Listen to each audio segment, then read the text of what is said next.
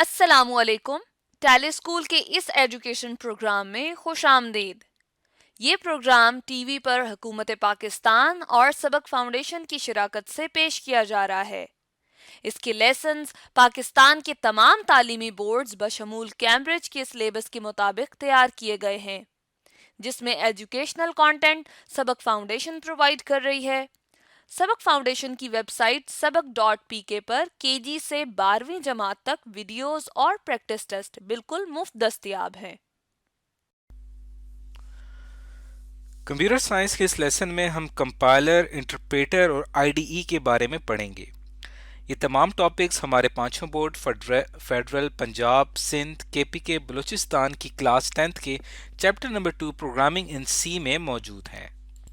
इन topics पे videos देखने के बाद स्टूडेंट इस काबिल हो सकेंगे कि वो डिफरेंस तलाश कर सकें कंपाइलर और इंटरप्रेटर में, और उन्हें इंटीग्रेटेड डेवलपमेंट एनवायरनमेंट के बारे में पता चल सके। आज के लेसन और इससे मुंसलिक तमाम वीडियो लेक्चर्स को घर बैठ के देखने के लिए आप सबक.pk की वेबसाइट पे जा सकते हैं और वहां फ्री वीडियो लेक्चर्स के साथ साथ प्रैक्टिस टेस्ट भी मौजूद हैं, जिन्हें देखकर आप अपने कॉन्सेप्ट्स को पुख्ता कर सकते हैं और इम्तिहानात में ट्यूशन लिए बगैर शानदार नंबर हासिल कर सकते हैं। ये सब कुछ सबक.pk की वेबसाइट पर बिल्कुल मुफ्त दस्तयाब है। इस वीडियो में हम जानेंगे कि कंपाइलर और इंटरप्रेटर ये दोनों दरअसल होते क्या हैं और इन दोनों में क्या फ़र्क है। कंपाइलर और इंटरप्रेटर दरअसल दोनों जो हैं ये ट्रांसलेटर होते हैं, जो कि क्या करते हैं, हाई लेवल प्रोग्रामिंग लैंग्वेज को कन्वर्ट करते हैं मशीन कोड में। दोनों ही हमारे पास एक ऐसे सॉफ्टवेयर हैं जो कि ह्यूमन रीडेबल कोड यानी कि high level programming language code जो कि किसी भी सी प्लस प्लस, जावा, सी शार्प या किसी और लैंग्वेज में लिखा होगा, उसको एक कन्वर्ट करेंगे मशीन कोड में ताकि कंप्यूटर उसको प्रोसेस कर सके और हमें उसके मुताबिक रिजल्ट्स फराहम कर सके। लेकिन अब इन दोनों में फ़र्क क्या है? फ़र्क ये है कि जो कंपाइलर होता है वो पूरे कोड को एक ही वक्त में कन्वर्ट करता है, और जबकि इंटरप्रेटर जो है वो क्या करता है, वो एक ऐसे ट्रांसलेटर है जो पूरे कोड को एक ही वक्त में कन्वर्ट नहीं करता, बल्कि लाइन बाय लाइन उसको ट्रांसलेट करता है। अब कंपाइलर और इंटरप्रेटर जो है, इसकी एग्जांपल हम प्रैक्टिकली करके देखेंगे। जैसा कि आप देख सकते हैं कि यहाँ पे हमारे पास डेव सी प्लस प्लस का एक कंपाइलर है, और इसके ऊपर हम सी लैंग्वेज में जो भी कोड लिखते हैं तो वो कोड क्या होता है कि वो एक ही दफ़ा में कंपाइलर उसको चेक करता है सबसे पहले क्या उसके अंदर कोई एरर मौजूद है या नहीं। एरर जब ना हो फिर कंपाइलर क्या करता है, उसको एक ही बार में तमाम इंस्ट्रक्शंस को एक ही वक्त में कन्वर्ट करता है इनटू मशीन लैंग्वेज कोड। अब मिसाल के तौर पे हम यहाँ पे कुछ वेरिएबल ले लेते हैं, इंट एक्स वाई जी। ये मैंने 3 वेरिएबल यहाँ पे ले लिए, तो ये हमारे पास एक सिंगल इंस्ट्रक्शन है। अब हम क्या करते हैं कि इन तीनों वेरिएबल्स जो हमने लिए हैं इनके लिए हम एक छोटा सा कोड लिखते हैं जो कि 2 नंबर्स को मल्टीप्लाई कर रहा है। अब लेट सपोज x को हम एक वैल्यू दे देते हैं 8 और y को हम वैल्यू दे देते हैं 9, और z में हम क्या करते हैं कि दोनों वैल्यूज जो मल्टीप्लाई होंगी इनका रिजल्ट z में स्टोर हो जाएगा, और फिर हम क्या करेंगे कि z में मौजूद वैल्यू जो स्टोर होगी उसको हमने प्रिंट करना है, तो उसके लिए हम प्रिंट की कमांड लिखेंगे कॉमा z। अब ये हमारा कोड मुकम्मल है। ये भी हमारा यहाँ से लेकर हैश इंक्लूड जो कि हेडर फाइल्स हैं, मेन फंक्शन और ये गेट ch फंक्शन, ये तमाम एक मुकम्मल हमारे पास एक कंप्यूटर प्रोग्राम है, एक मुकम्मल कोड है। और ये कोड कर क्या रहा है, दरअसल 2 नंबर्स को मल्टीप्लाई कर रहा है। अब जब मैं इसको कंपाइल करता हूं तो आप देखना कि पहले ये मुझसे ये कहेगा कि मुझे इस प्रोग्राम को सेव करना पड़ेगा, तो मैं इसको मल्टीप्लाई के नाम से सेव कर देता हूं।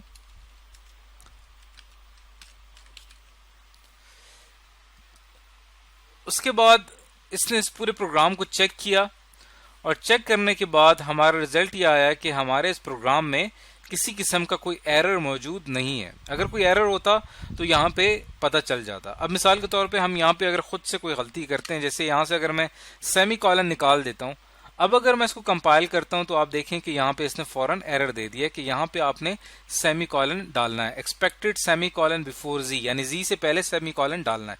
तो कंपाइलर कर क्या रहा है, दरअसल एरर्स डिटेक्ट कर रहा है कि हमारे प्रोग्राम में कहीं कोई एरर मौजूद तो नहीं है। तो अब चूंकि अब हमने इसके अंदर कोई एरर नहीं है तो अब हम इसको दोबारा कंपाइल करते हैं, हमारा प्रोग्राम बिल्कुल ठीक है। अब जब हम इसको रन करते हैं तो हमारा यहाँ पे रिजल्ट आ जाता है 72। तो कंपाइलर ने दरअसल क्या किया कि हमारे मुकम्मल कोड को कन्वर्ट किया इनटू मशीन कोड और उसके बाद कंप्यूटर ने उसको प्रोसेस करके हमें रिजल्ट फराहम कर दिया 72 का। तो याद रखने की बात यह है कि कंपाइलर एक ही वक्त में पूरे कोड को ट्रांसलेट करता है और हमें रिजल्ट फराहम करता है। इसके मुकाबले में अब अगर हम एग्जांपल लें इंटरप्रेटर की, तो यहाँ पे हमारे पास एक इंटरप्रेटर है पीसी बेसिक के नाम से। ये इस्तेमाल होता है बेसिक, जो कि एक प्रोग्रामिंग लैंग्वेज है, जो कि एक हाई लेवल प्रोग्रामिंग लैंग्वेज है, उसको कोड को प्रोसेस करने के लिए इस्तेमाल होता है। लेकिन ये एक इंटरप्रेटर है, ये लाइन बाय लाइन काम करता है। मिसाल के तौर पे मैं इस पे एक लाइन लिखता हूं x = 9, तो उसने क्या किया कि फर्स्ट जो लाइन थी उसको उसने प्रोसेस करके नीचे हमें रिजल्ट दे दिया ओके कि x के अंदर वैल्यू स्टोर हो चुकी है 9। अगली लाइन में यहाँ पे लिखता हूं y = 8, इसको भी उसने प्रोसेस करके हमें फौरन रिजल्ट दे दिया इसका। थर्ड लाइन पे हम क्या लिखते हैं, z = x × y, तो इसका भी उसने रिजल्ट दे दिया कि x और y की वैल्यूज आपस में मल्टीप्लाई हुई और मल्टीप्लाई होके z में स्टोर हो गई। और लास्ट लाइन में हम यहाँ लिखेंगे प्रिंट z। तो आपने देखा कि जो फोर्थ लाइन थी उसको भी उसने लाइन को उसने प्रोसेस किया और z में मौजूद वैल्यू को प्रिंट करवा दिया। z में वैल्यू कौन सी मौजूद थी, 72, क्योंकि 9 और 8 आपस में जब मल्टीप्लाई हुए तो रिजल्ट 72 आया। तो आपने इसके अंदर देखा कि इसके अंदर लाइन बाय लाइन प्रोसेसिंग हो रही है। तो ये पीसी बेसिक जो है दरअसल हमारे पास इंटरप्रेटर है जो कि लाइन बाय लाइन प्रोसेसिंग करता है। तो इस वीडियो में आज हमने सीखा कि कंपाइलर और इंटरप्रेटर दरअसल होता क्या है और इन दोनों में बुनियादी फर्क क्या है।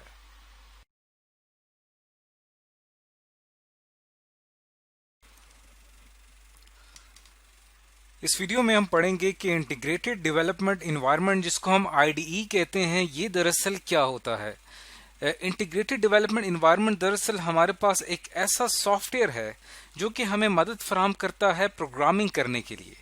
हमें प्रोग्रामिंग के लिए ज़रूरत पड़ती है इन्वायरमेंट की, एक ऐसे इन्वायरमेंट की जहाँ पे हम अपना कोड लिख सकें, जहाँ पे हम प्रोग्रामिंग लैंग्वेज का इस्तेमाल करते हुए कंप्यूटर प्रोग्राम लिख सकें।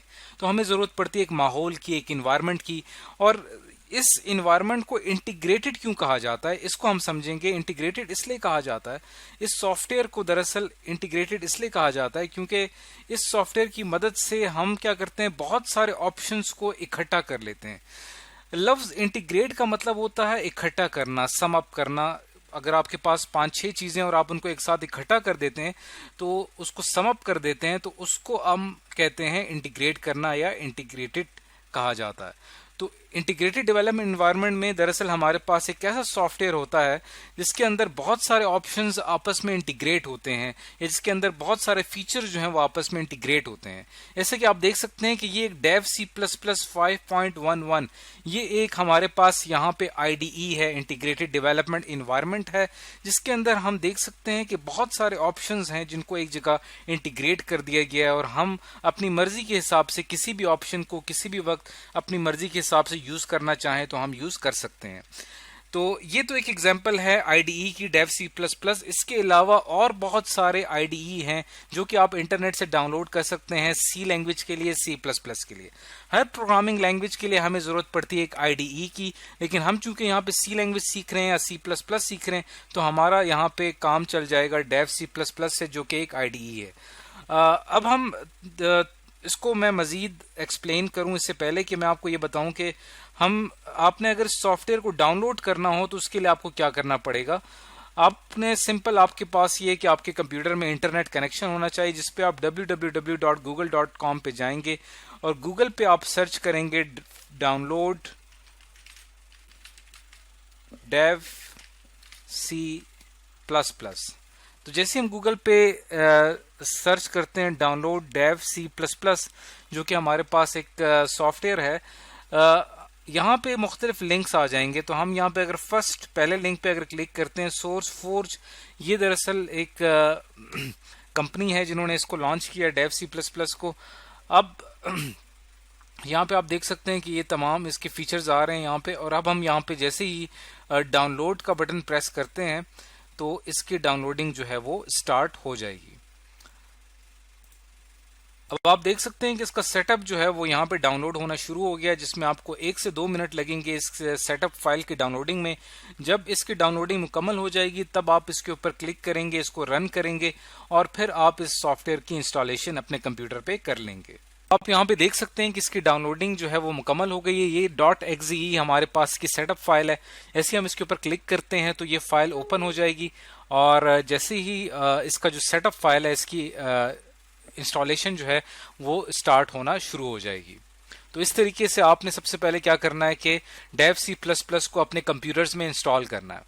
अब जैसे ही मैं इसको ओके प्रेस करूंगा तो यहाँ पे आप देख सकते हैं कि आई एग्री के ऊपर जैसे मैं क्लिक करूंगा तो उसके बाद हमने नेक्स्ट प्रेस करना है और उसके बाद ये मुझसे लोकेशन मांगेगा कहाँ पे हमने इसको इंस्टॉल करना है। और उसके बाद जैसे ही हम इंस्टॉल के बटन पे क्लिक करते हैं तो इसकी इंस्टॉलेशन यहाँ पे मुकम्मल स्टार्ट हो जाएगी। अब इसकी इंस्टॉलेशन मुकम्मल हो चुकी है। जैसे हम फिनिश के बटन पे क्लिक करेंगे तो उसके बाद ये जो डेव सी प्लस प्लस है ये हमारे कंप्यूटर पे इंस्टॉल हो चुका है और अब हम इसको जब भी ओपन करना चाहें हम इसको ओपन कर सकते हैं। तो ये हमारे पास बेसिकली एक देख सकते हैं कि ये पूरा एक इन्वायरमेंट है, इसको हम इंटीग्रेटेड डेवलपमेंट इन्वायरमेंट कहते हैं। तो इसके अंदर हम यहाँ पे जो हमने जब एक न्यू प्रोग्राम लिखना होता है तो हम फाइल पे क्लिक करते हैं, न्यू पे जाके यहाँ पे सोर्स फाइल पे क्लिक करते हैं। यहाँ पे जो कुछ भी हम लिखते हैं ये हमारा सोर्स कोड होता है। तो यहाँ पे हम सी लैंग्वेज में या सी प्लस प्लस में अपना कोड लिखते हैं और अपना कंप्यूटर प्रोग्राम हम यहाँ बना सकते हैं।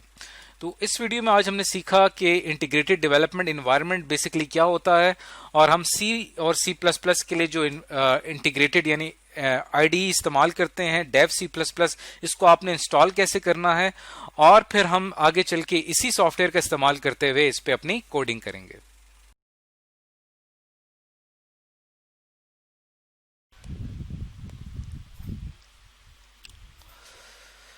इस वीडियो में हम सीखेंगे कि कंप्यूटर प्रोग्राम लिखते हुए जो हम इन्वायरमेंट क्रिएट करते हैं वो किस तरह से किया जाता है। यानी कि एक कंप्यूटर प्रोग्राम को लिखने से पहले हमें उसके लिए एक माहौल बनाना पड़ता है, एक इन्वायरमेंट क्रिएट करना पड़ता है, तब जाके हम एक कंप्यूटर प्रोग्राम लिख पाते हैं।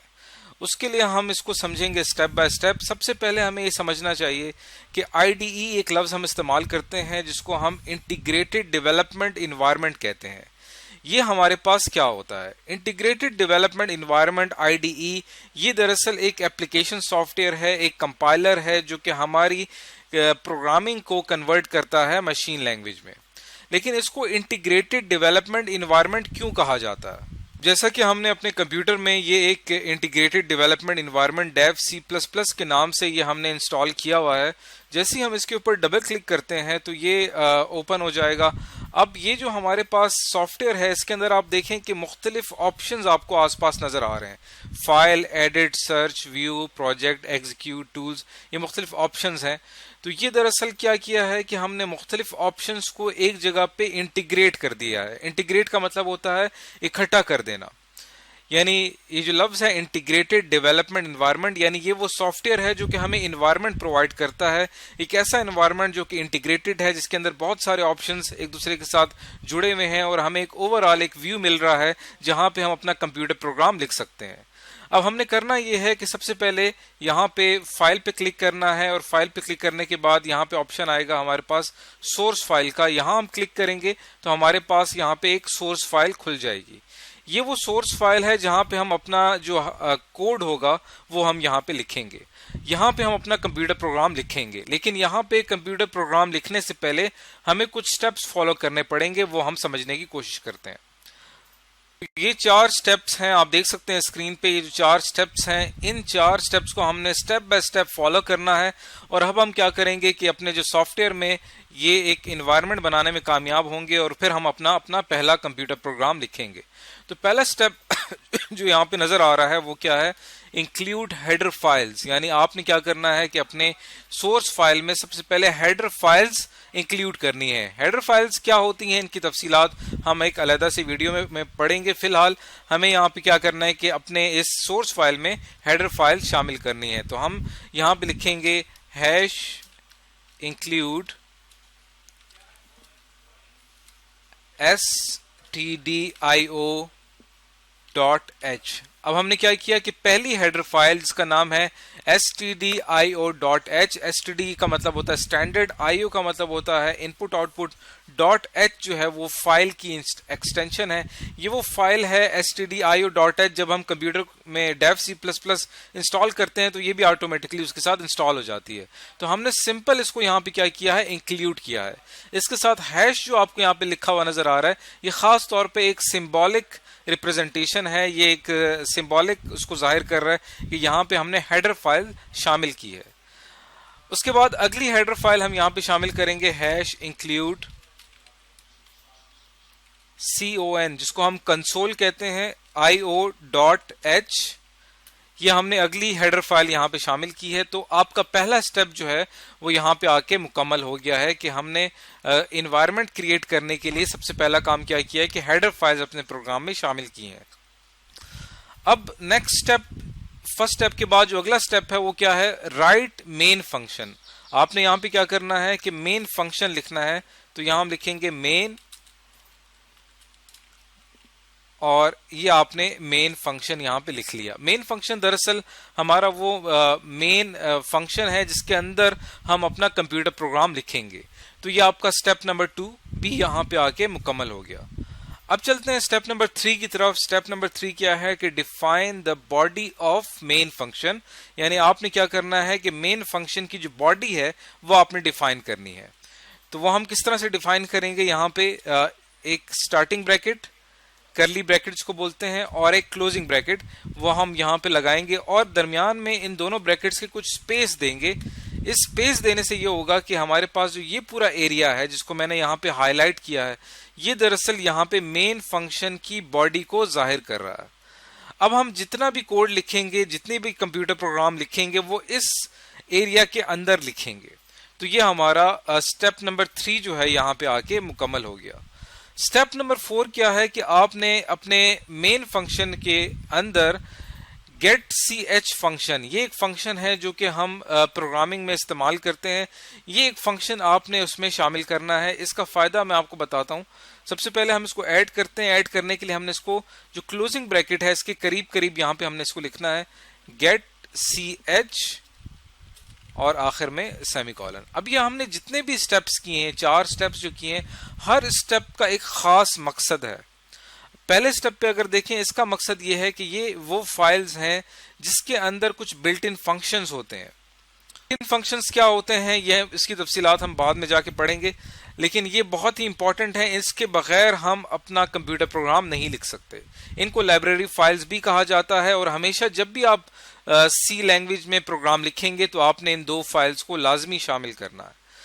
उसके बाद जो स्टेप नंबर 2 है, इसको भी लिखने का एक मकसद है कि हम अपना एक मेन फंक्शन रखें जो कि हमारे लिए टास्क परफॉर्म कर रहा होगा। और थर्ड जो हमारा स्टेप है उसका भी खास मकसद है, जिसमें हमने मेन फंक्शन की बॉडी डिफाइन की है कि ये फंक्शन जो है इस हदूद में काम करेगा, यहाँ से लेकर यहाँ तक। और जो फोर्थ स्टेप था getch, इसका मकसद ये है कि जब भी हम अपना प्रोग्राम लिखते हैं तो हमारी जब आउटपुट स्क्रीन आती है तो उस दौरान हमने कीबोर्ड से जो भी वैल्यू एंटर करते हैं तो उस वैल्यू को ये फंक्शन क्या करता है, गेट करता है। यानी जो भी हम नंबर या कोई भी अल्फाबेट एंटर करते हैं तो ये इसको गेट करता है। तो getch का मतलब होता है कैरेक्टर। कैरेक्टर का क्या मतलब है कि जो भी वैल्यू हम कीबोर्ड से एंटर कर रहे होते हैं। तो जब हम प्रैक्टिकली करके देखेंगे तब आपको इसकी सही समझ में आएगी। फिलहाल यहाँ पे आपने ये देखना है कि एक इन्वायरमेंट क्रिएट कर लिया है अब हम यहाँ पे जो ये एरिया है, यहाँ पे हम जो कुछ भी लिखेंगे वो हमारा कंप्यूटर प्रोग्राम होगा, कुछ सेट ऑफ इंस्ट्रक्शंस होगी जो कि प्रोसेस होंगी। जैसा कि आप यहाँ पे देख सकते हैं कि हमने यहाँ पे एक कंप्यूटर प्रोग्राम लिखा है जिसके अंदर टोटल 5 इंस्ट्रक्शंस हैं।